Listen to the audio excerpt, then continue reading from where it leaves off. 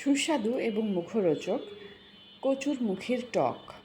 স্বাস্থ্যকর এই রেসিপিটি কিভাবে তৈরি করা যায় আসুন দেখে নিই। হ্যালো ভিউয়ার্স, আসসালামু আলাইকুম। Welcome back to আসফিস kitchen. আজ আপনাদের সাথে শেয়ার করব সুস্বাদু এবং স্বাস্থ্যকর কচুর মুখের টক।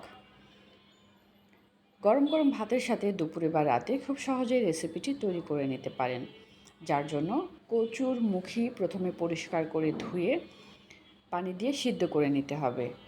এখানে আমি 1 কেজি পরিমাণ কচুর মুখি আগে পরিষ্কার করে ধুয়ে তার চেয়ে একটু বেশি পরিমাণ পানি দিয়ে সিদ্ধ করে নিতে হবে, তারপর খোসা ছড়িয়ে নিতে হবে। এদিকে চুলায় একটি প্যান চড়িয়ে নিয়েছি। এখানে দিয়ে দিচ্ছি 4 থেকে 5 টেবিল চামচ পরিমাণ রান্নার তেল। তেল গরম হওয়ার পর এখানে দিয়ে দিব পেঁয়াজ কুচি, রসুন বাটা, এছাড়াও আস্ত সরিষা। চাইলে আপনারা শুকনা লাল মরিচ ব্যবহার করতে পারেন, তবে আমি এখানে লাল মরিচ ছাড়াই আজকে রান্নাটা করব। পেঁয়াজ এবং রসুন একটু যখন গোল্ডেন কালার হয়ে আসবে, এখানে আমি অল্প পরিমাণ আস্ত সরিষা পরিষ্কার করে ধুয়ে রাখা এই সরিষাটা দিয়ে দিচ্ছি। সরিষা দিলে এই রান্নার টেস্ট আরও বহুগুণে বেড়ে যায়। আর এটা একটা ঐতিহ্যবাহী রান্না, তাই এই রান্নায় কিছু নিয়মকানুন আছে। এই নিয়মগুলো ফলো করলে খেতে ভারী মজা লাগবে। এবার এখানে দিয়ে দিচ্ছি স্বাদ মতো লবণ, মরিচের গুঁড়া, হলুদের গুঁড়া, চাইলে জিরার গুঁড়া বা ধনে গুঁড়াও ব্যবহার করতে পারেন। তবে আমি যেহেতু অল্প মশলায় রান্না করছি, তাই এখানে আর খুব বেশি পরিমাণ কিছু দিচ্ছি না। এখন এই মশলাগুলোকে একটু কষানো হলে এখানে আমি যেই কচুর মুখিগুলো সেদ্ধ করে ঠান্ডা করে খোসা ছড়িয়ে রেডি করে রেখেছি, এই কচুর মুখিগুলো দিয়ে দিব। আর মশলাটা যেন পুড়ে না যায়, তাই এখানে চাইলে পানি দিয়ে নিতে পারেন 1 কাপ। এবার এই কচুর মুখিগুলো পরিষ্কার করে রাখা আমি এখানে দিয়ে দিচ্ছি। আপনারা সিদ্ধ করার পরিবর্তে খোসা ছড়িয়েও এই রান্নাটা করতে পারেন। এবার ভালো মতো নাড়াচাড়া করে আমি মিশিয়ে নিচ্ছি, যেন মশলাটা ভালো মতো কচুর মুখির সঙ্গে লাগে এবং কচুর মুখির ভেতরে মশলাটা ঢুকে যায়। কিছুক্ষণ নাড়াচাড়া করে কষানো হয়ে গেলে এবার আমি এখানে দিয়ে দিব পানি, যেই পরিমাণ পানিতে এই কচুর মুখিগুলো সেদ্ধ হয়ে যায়।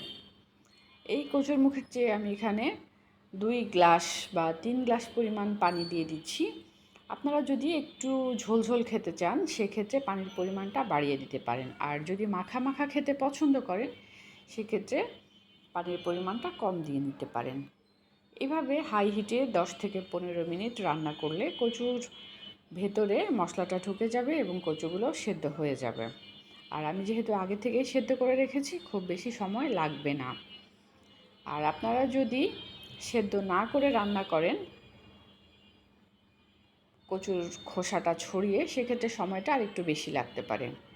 এবার নাড়াচাড়া করে যখন একটু মাখা মাখা হয়ে আসবে, এই রান্নার যে স্পেশাল উপাদান তেঁতুলের রস, আমি 1 কাপ পরিমাণ তেঁতুল খোসা ছড়িয়ে এবং বিচি ছড়িয়ে রস করে নিয়েছি। এই 1 কাপ পরিমাণ তেঁতুল রস এখানে আমি দিয়ে দিচ্ছি।